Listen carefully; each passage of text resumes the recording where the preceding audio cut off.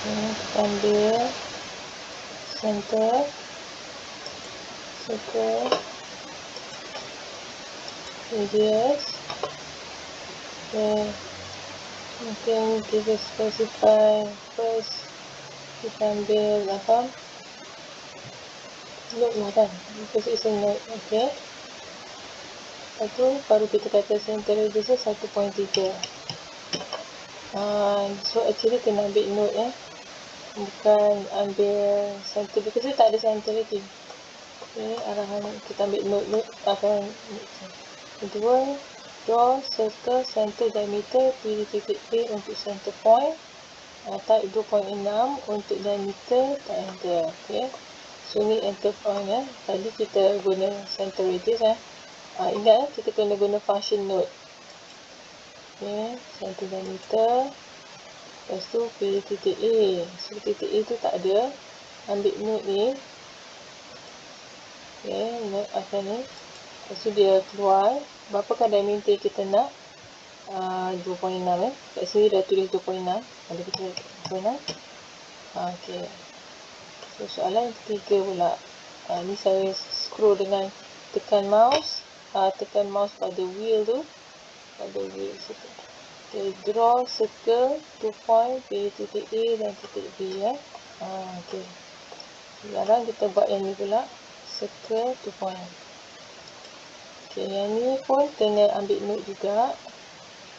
Ambil node, titik A, lepas tu klik lagi node, titik B. Okay, ambil lah. Soalan nombor 4 pula. Draw circle 3 point, pilih titik A, B and C. Okay, sama juga proses yang tadi.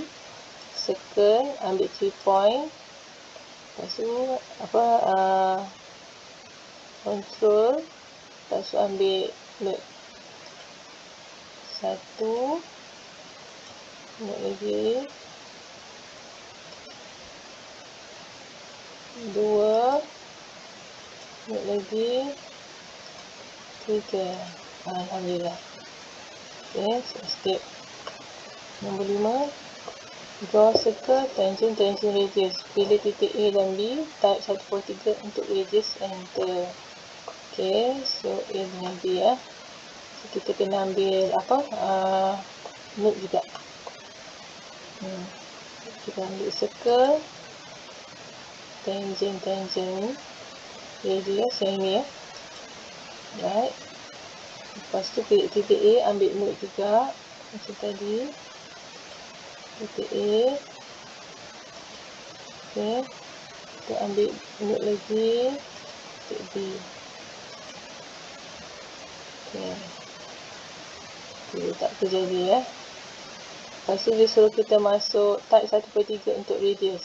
Dekat sini dia suruh circle specify point object focus tangent. Okay, saya ulang because dia tak, saya ulang balik. Ambil circle, tangent radius. Itu arahan dia. Okay, first dia suruh specify point focus tangent, iaitu titik A.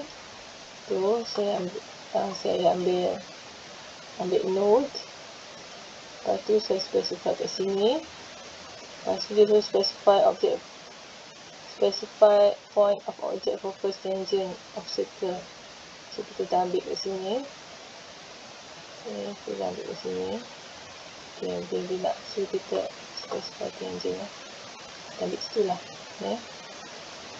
Second point, awak kena dapat second point ni dulu. Pasal lain ni dia tak kena. So saya kena ambil load balik second point. So this is private tangent. Okay, second point. Lepas tu dia baru keluar specify radius. So tadi radius 1.3. Awak kena betul-betul ikut arahan dia. So type 1.3, enter. Inilah. Itulah soalan dia. Siap. Okay, terima kasih.